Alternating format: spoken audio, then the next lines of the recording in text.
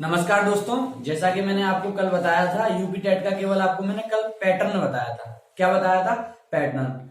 आज मैं आपको हिंदी पढ़ाऊंगा। क्या पढ़ाऊंगा? हिंदी। तो सबसे पहले आप सोच रहे होंगे कौन आ गया, तो सबसे पहले मैं आपको ना इंट्रो देता हूं। मेरा नाम है शुभम शर्मा। और देखो यूपी टेट और सी टेट, देखो 2019 में यूपी टेट हुआ था, उसमें प्राइमरी में मेरे 117 नंबर है, जूनियर मैंने दिया नहीं था। सी टेट में 114 नंबर है और जूनियर मैंने दिया नहीं था। और 2020 वाला जो हुआ था ये अभी हो ही नहीं पाया ये तो। और सी टेट में मेरे 124 नंबर है और इसमें 109 नंबर है। तो भाई ये तो मेरा क्या कहते हैं क्वालिफिकेशन हो गया कि मैंने क्या कहते हैं यूपी टेट और सी टेट में पहली बार क्वालिफाई हूं दोनों। और अभी क्या कहते हैं जो रीट हुआ था, उसमें मेरे प्राइमरी में 121 नंबर है। ओके, अब सबसे पहले मैं आज आपको पढ़ाना चाहूंगा हिंदी। क्या पढ़ाऊंगा? हिंदी। तो ये सब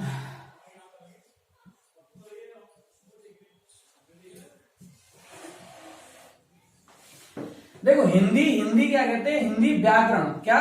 व्याकरण। हिंदी में क्या पढ़ना है आपको? व्याकरण। देखो, व्याकरण का शाब्दिक अर्थ होता है वी धन, ये क्या है? वी धन आ प्लस करण। अब देखो, इसमें व्याकरण में आपसे पूछिए कि उपसर्ग कितने हैं, तो व्याकरण में 2 उपसर्ग होते हैं, एक वी और एक आ। ये दोनों क्या हो गए? उपसर्ग। और ये करण क्या हो गया? ये हो गया मूल शब्द।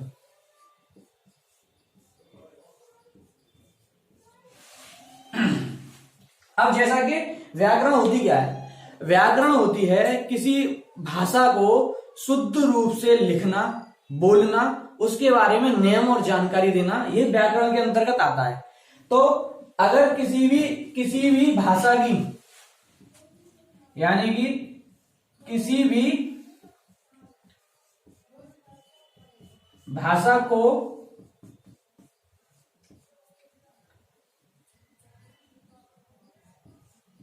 शुद्ध रूप से लिखना और पढ़ना, वो भी कैसे? शुद्ध रूप से। कैसे? शुद्ध।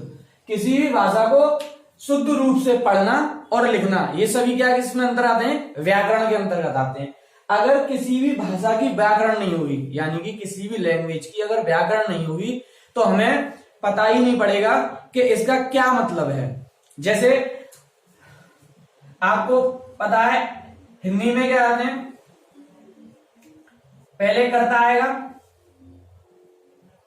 फिर कर्म आएगा, फिर क्रिया आएगी। कर्ता, कर्म, क्रिया, ये हमें कौन बताता है? ये हमें व्याकरण बताता है। ऐसे इंग्लिश में आपने पता होगा subject plus verb plus object, ये आपको क्या बताता है? ये इंग्लिश में बताते हैं। तो ये जितनी भी जानकारी है ये केवल व्याकरण बताता है। व्याकरण ही हमें बताता है कि हमारा ये लिखा हुआ सही है या नहीं। तो व्याकरण समझे? व्याकरण का अर्थ क्या होता है? किसी भी भाषा को शुद्ध रूप से लिखना और पढ़ना व्याकरण के अंतर्गत आता है। अब ये तो हो गई व्याकरण की बात। अब सबसे पहले मैं हिंदी भाषा की बात करूंगा। तो हिंदी भाषा में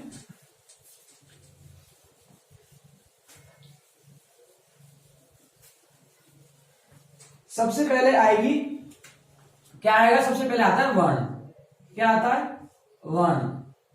अब वर्ण क्या होता है? भाषा को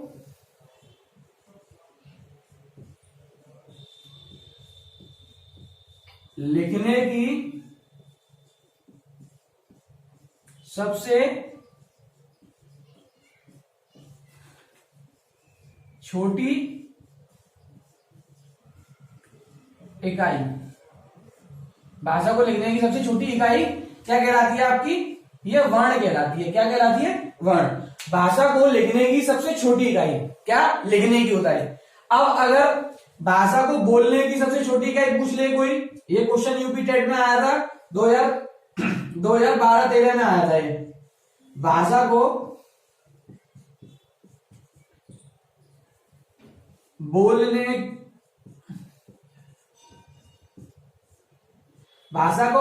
की सबसे छोटी इकाई, तो ये था ध्वनि। क्या था ये? ध्वनि। क्या था? ध्वनि। जैसे मैंने बोला रा, तो ये ध्वनि है। अगर मैं ऐसे करके इसको रा लिख दूंगा तो ये वर्ण हो गया। क्या हो गया? वर्ण हो गया। जैसे भाषा को लिखने की सबसे छोटी इकाई क्या हो गई? वो वर्ण होती है। अगर भाषा को बोलने की सबसे छोटी इकाई पूछे तो क्या होती है? ध्वनि। समझे आप? अब जैसा कि कभी कभी ये वर्ण और अक्षर, क्या वर्ण और अक्षर को एक ही मान लिया जाता है। क्या मान लिया जाता है? वर्ण और अक्षर को एक ही मान लिया जाता है। वर्ण और अक्षर, क्या? अक्षर। पर इन दोनों में थोड़ा सा डिफरेंस होता है। समझे? अगर आपसे पूछ लिया जाए, जैसे मैंने लिखा राम, क्या लिखा? मैंने पूछा राम, राम पूछा, तो इसमें पूछा वर्ण, तो वर्ण आएंगे केवल 2। कितने? रा प्लस मा, ये हो गए आपके वर्ण। और अक्षर की बात होगी तो अक्षर कितने होंगे? रा प्लस आ प्लस मा प्लस आ, तो ये आपके हो गए अक्षर। अक्षर और वर्ण, यानी कि अक्षर का मतलब होता है आ प्लस क्षर, आ का मतलब होता है नहीं, और क्षर का मतलब होता है नाश, यानी कि जिसका नाश ना हो सके। अब आपको पता है रा को आपने किसमें तोड़ दिया? किसमें तोड़ दिया? मां को किसमें तोड़ दिया? इसमें तोड़ दिया। पर देखा आपने, अब रा को इसको नहीं तोड़ पाओगे ना। ये हलंत सहित है, ये आपका स्वर है, ये हलंत सहित है, ये आपका स्वर है। इससे छोटे टुकड़े नहीं हो सकते ना। तो आप समझे वर्ण और अक्षर, समझे? और अगर प्रश्न में अगर वर्ण ही अक्षर ना दे रखा हो तो वर्ण भी ऐसे ही काउंट होंगे। ओके, इतना आया समझ में। अब थोड़ा सीटेट हो या यूपी टेट, अब क्या है, इनका पैटर्न बदल गया है, प्रश्नों का पैटर्न बदल गया है। अब आपसे ये नहीं पूछा था वर्ण की परिभाषा क्या है, वर्ण की क्या है। अब आपसे पूछा जाता है इनमें वर्ण की परिभाषा कौन सी नहीं है। सबसे पहले वर्ण क्या होते हैं?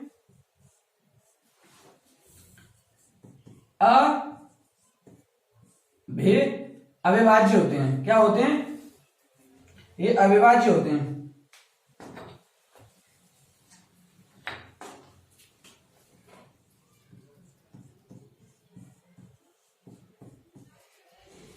अविभाज्य यानी कि इनके खंड नहीं किए जा सकते, समझे? या दूसरा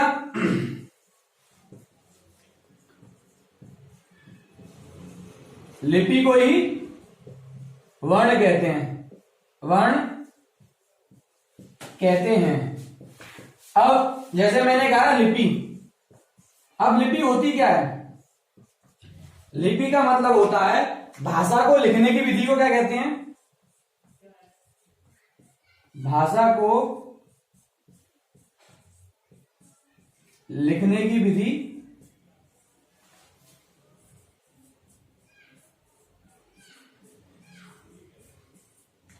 भाषा को लिखने की विधि को क्या कहते हैं?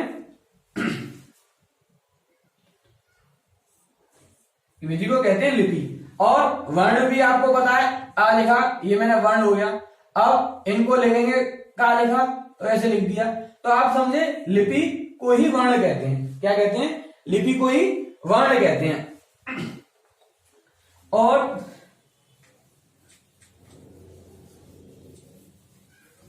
ये समझे? और देखो, एक तो वर्ण क्या हो गए? वर्ण अविभाज्य होते हैं। क्या होते हैं?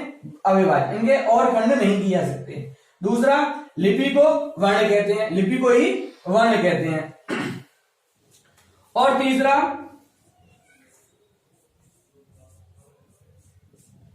वर्णों के सार्थक समूह को शब्द कहते हैं। अब आपके में स्टेटमेंट आएगा कि इनमें से कौन सा स्टेटमेंट सही नहीं है। तो पहला, वर्ण अविभाज्य होते हैं, लिपि को ही वर्ण कहते हैं, या वर्णों के सार्थक समूह को शब्द कहते हैं, है ना। तो आप देखो, आपका ये भी सही है, ये भी सही है, ये तीनों सही है, समझे। वर्ण अविभाज्य का ही है, लिपि को वर्ण कहते हैं, लिपि को ही वर्ण कहते हैं, वर्णों के सार्थक समूह को शब्द कहते हैं। अब वर्ण पढ़ लिए। अब वर्ण से क्या बनता है, एक वर्णमाला, सही है। वर्ण से क्या बनता है भाई, वर्णमाला। अब वर्णमाला होती क्या है, वर्ण और माला,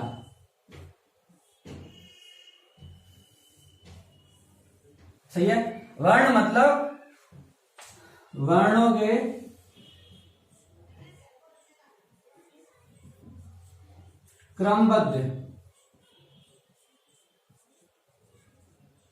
क्रमबद्ध एवं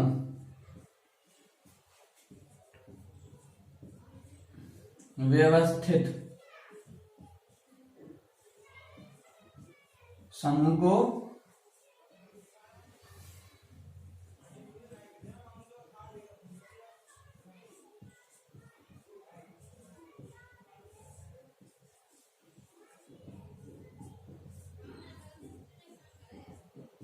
अब देखो, क्रमबद्ध और ये है व्यवस्थित। देखो क्रमबद्ध का मतलब क्या है, क्रमबद्ध का मतलब देखो, अ के बाद आ आएगा, फिर का, ये का, खा, ये गा, ये है आपका क्रम। क्या हो गया, क्रम। अब व्यवस्थित में क्या आता है, सबसे पहले स्वर आएंगे, फिर व्यंजन आएंगे,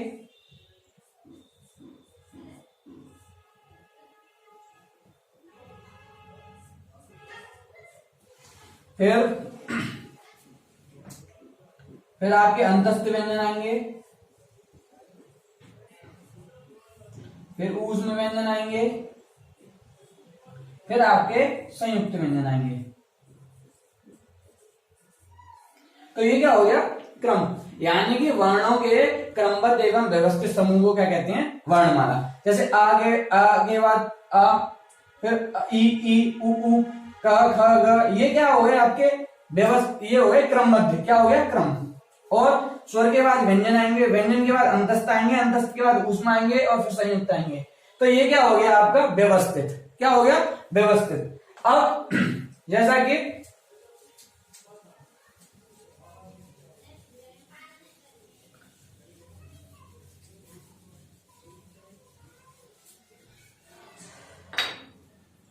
अब देखो, वर्ण, ये सभी जानते हैं वर्ण के दो प्रकार होते हैं, एक और ये दो, स्वर और व्यंजन। क्या हो गया, स्वर और व्यंजन। देखो स्वर की डेफिनेशन क्या हो, ऐसे वर्ण जो स्वतंत्र बोले जाते हैं। अब इनकी संख्या क्या होगी, इनकी संख्या होती है 11। क्या होती है, 11। और व्यंजन कितने होते हैं, व्यंजन होते हैं 33। कितने, 33। और व्यंजनों की डेफिनेशन क्या होगी, वे वर्ण जो अन्य वर्ण या स्वरों की सहायता से बोले जाते हैं। क्या, स्वरों की सहायता से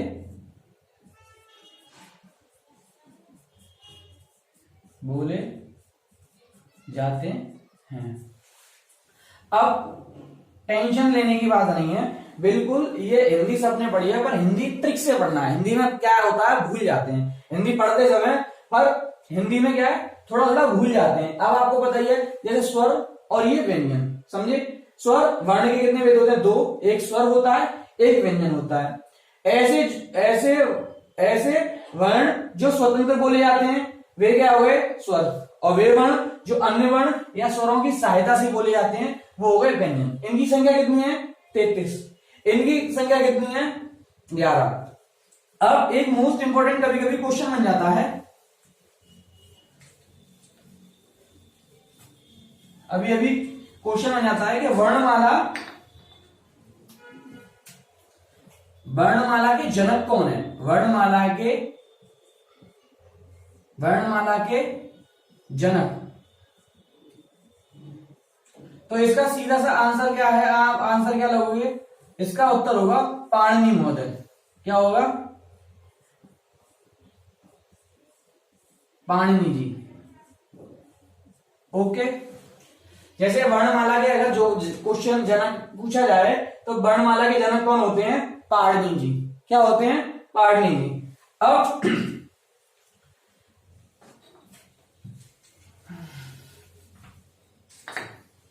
अब आ गया आपका स्वर।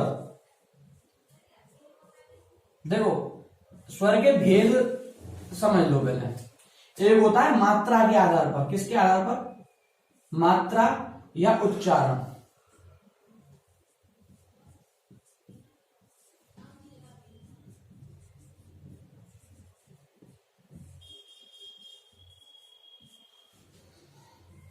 एक होता है ओष्ठाकृति के आधार पर।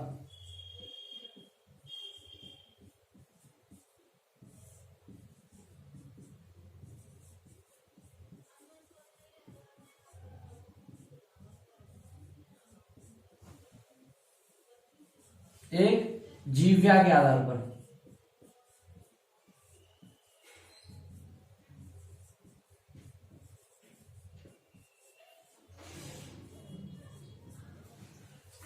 तो सबसे पहले मैं मात्रा या उच्चारण के आधार पर आपको बताना चाह रहा हूं, मात्रा या उच्चारण के आधार पर। देखो मात्रा का अर्थ क्या होता है,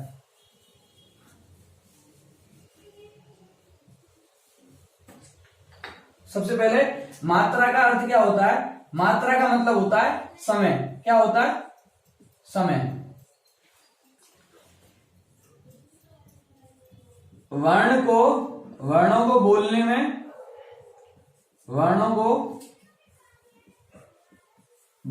में जो समय लगता है वही मात्रा है।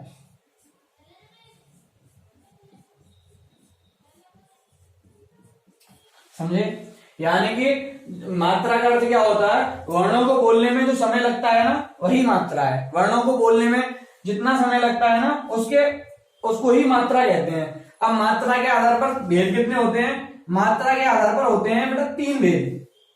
कितने भेद होते हैं बेटा, 3। सबसे पहला क्या होगा बेटा, ह्रस्व स्वर। क्या होगा, ह्रस्व स्वर। दूसरा बेटा क्या होता है, दूसरा होता है दीर्घ स्वर।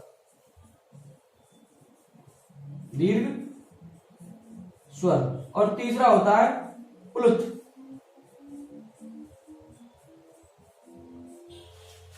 अब इसका स्क्रीनशॉट ले लो या फिर जो लिखना है लिख लो, मैं रेस कर रहा हूं। ओके, अब ह्रस्व स्वर, दीर्घ स्वर और प्लुत स्वर। देखो एक एमपी का पेपर हुआ था, उसमें ह्रस्व का वर्ण विच्छेद आ गया था, वर्ण विच्छेद। तो देखो इसका समझना, इसका था ह प्लस र प्लस अ प्लस स प्लस व और लास्ट में आ। ये ध्यान रखना, ह्रस्व में किसी को ये नहीं पता पड़ता कि इसमें रा हमेशा पूरा होता है। क्या होता है, पूरा। इसमें रा क्या होता है, पूरा होता है। समझे, तो ह्रस्व का एक बार ध्यान रख लेना। इसका वर्ण विच्छेद क्या होता है, ह्रस्व का वर्ण विच्छेद क्या होगा, ह र, अ, स, व और अ। समझे? अब मैं आपको बताना चाहूं, स्क्रीनशॉट ले लिया? चलो सही है।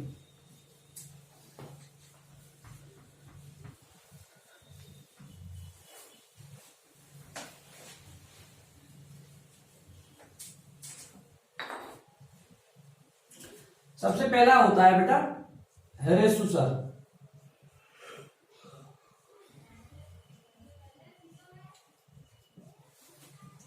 अब इसका क्या है, जिन वर्णों को बोलने में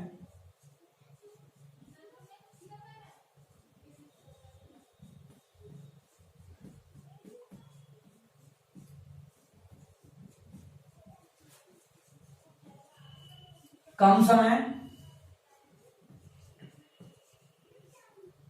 या एक मात्रा का समय लगे।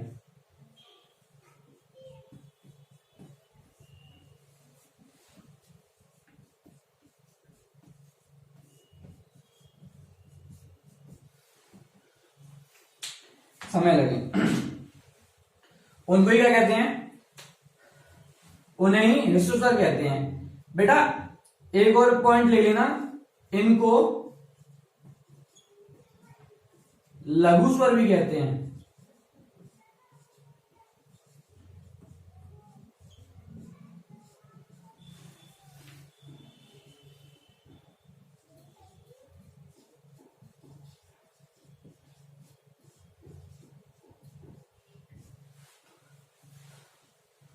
समझे?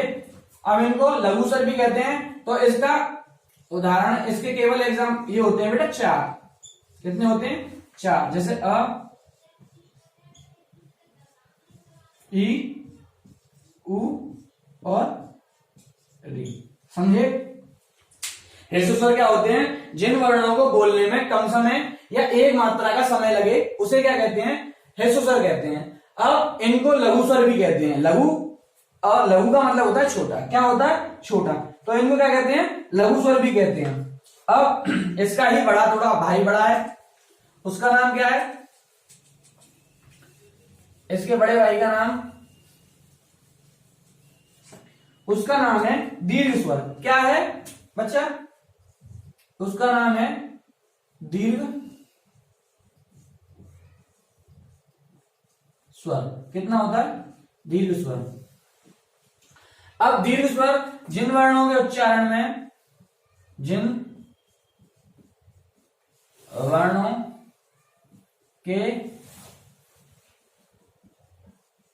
उच्चारण में दो मात्रा या ह्रस्व से दुगना समय लगे तो उसे क्या कहते हैं, दीर्घ स्वर। अब भैया इसको गुरु स्वर भी कहते हैं। क्या कहते हैं? गुरु। वो या लघु, इसको कह देंगे दीर्घ, वो गुरु। अब देखो इसके भी दो पार्ट होते हैं बेटा। एक क्या होता है, एक होता है सस्वर, एक होता है संयुक्त स्वर। स्वस्वर में क्या होता है बेटा, जो एक से होते हैं, यानी कि जो एक जैसे स्वर से बनते हैं। जैसे इसका एग्जांपल क्या होगा बेटा, इसका एग्जांपल देखो, जैसे आ है। अब आ कैसे बनेगा, आ प्लस आ। ई कैसे बनेगी, ई प्लस ई। ऊ कैसे बनेगा, ऊ प्लस ऊ। तो ये आपके क्या हो गए, सस्वर। अब संयुक्त स्वर कहेंगे जो विपरीत होते हैं। क्या होते हैं, जो विपरीत होते हैं। अब जैसे मैंने कहा ए किससे बन के बनता है बेटा, अ प्लस ई, आई, है ना। और बड़ी ए कैसे बनेगा, आई, यानी कि अ प्लस ए, समझे। तो ये ऐसे ही ओ कैसे बनेगा बेटा, ओ, अ प्लस उ, और ओ कैसे बनेगा, अ प्लस ओ। तो ये समझे। देखो सस्वर का मतलब क्या हो गया, जब स्वर एक जैसे हों। सस्वर का मतलब क्या हो गया, जो एक जैसे स्वर से बनते हैं उन्हें कहते हैं सस्वर।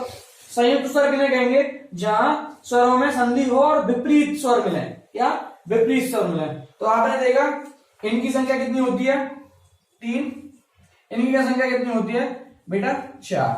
कभी कभी ये आ जाता है तो हमेशा सस्वर में कौन सी संधि होती है, दीर्घ संधि। सस्वर में कौन सी संधि होती है, दीर्घ संधि, और इसमें गुण और वृद्धि, समझे। सस्वर में कौन सी संधि होगी बेटा, हमेशा दीर्घ संधि। सस्वर में कौन सी संधि होगी, हमेशा दीर्घ संधि। और विपरीत वाले में कौन सी होगी, गुण होगी, या फिर गुण होगी, या फिर क्या होगी, वृद्धि संधि। अभी ये आपने समझा।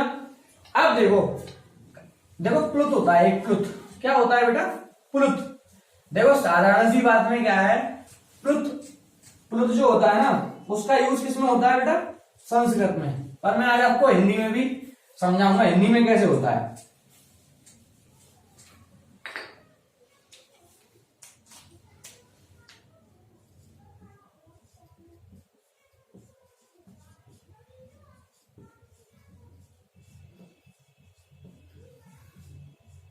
जिन वर्णों को बोलने में दीर्घ स्वर से ज्यादा समय लगे, समझे। जिन वर्णों को बोलने में दीर्घ स्वर से भी ज्यादा समय लगे। अब इसका एग्जांपल देखो, कभी कभी क्या होता है गांवों में, आपने सबने देखा होगा, जैसा रमेश है, रमेश अब बहुत दूर खड़ा है तो कहते हैं रमेशा, तो मतलब खींच देते हैं, क्या कर देते हैं, खींच देते हैं। जो लास्ट में वर्ड होता है, जैसे मैंने कहा रमेश, रमेश, अब गांव में क्या होता है, गांव में क्या है, इसको लंबा खींच देते हैं तो क्या बन जाता है, रमेश, ऐसे करके बन जाता है। तो ये क्या हो गया, यही प्लुत बन जाता है। क्या बन जाता है, यही प्लुत बन जाता है। तो प्लुत में हमेशा ऐसे करके ये साइन जरूर आएगा 3 का। तो इसमें क्या होता है, हमेशा जिन वर्णों के वो बोलने में दीर्घ स्वर से भी ज्यादा समय लगे, उसे क्या कहते हैं बेटा, उसे कहते हैं प्लुत स्वर। क्या कहते हैं, प्लुत स्वर।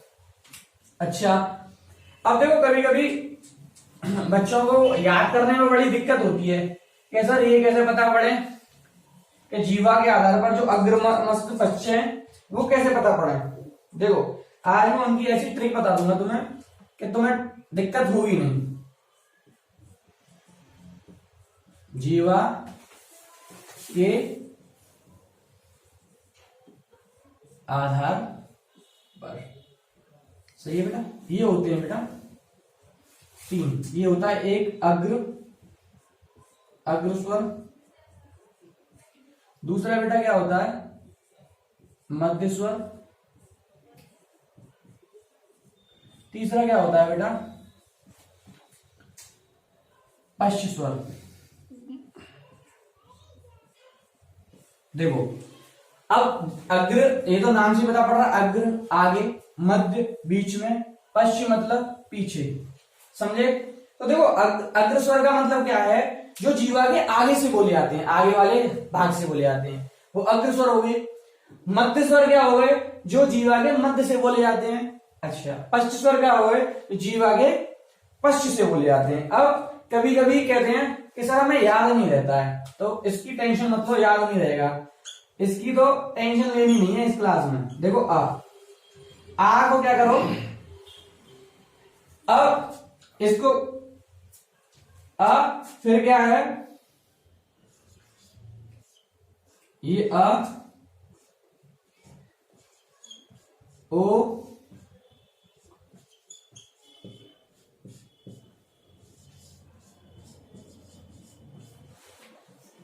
और जो आपके रह गए वो सब आ जाएंगे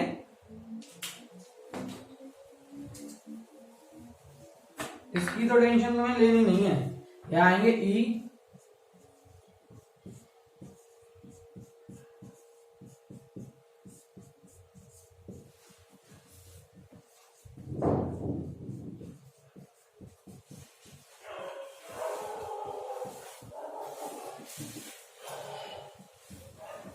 देखो पश्चिम में क्या आ रहा है बेटा आ उ औ औ ई आई और री।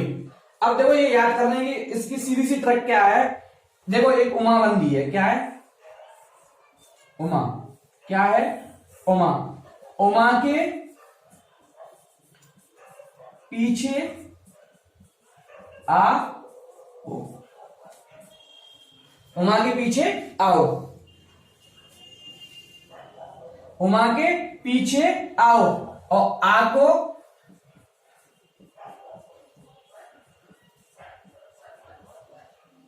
बीच से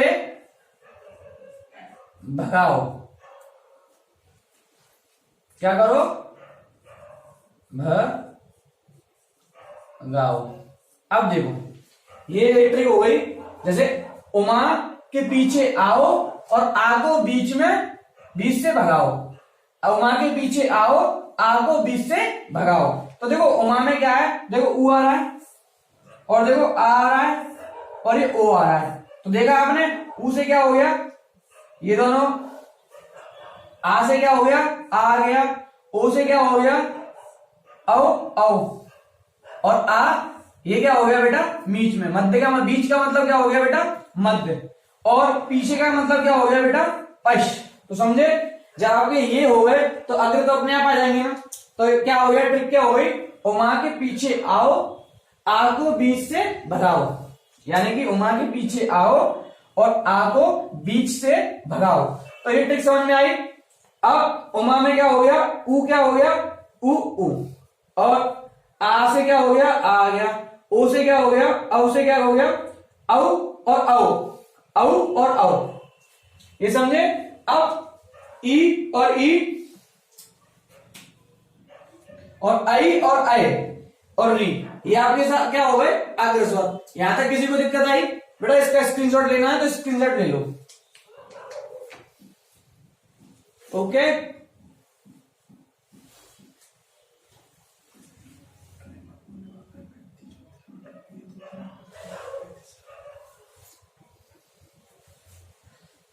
ओके बेटा।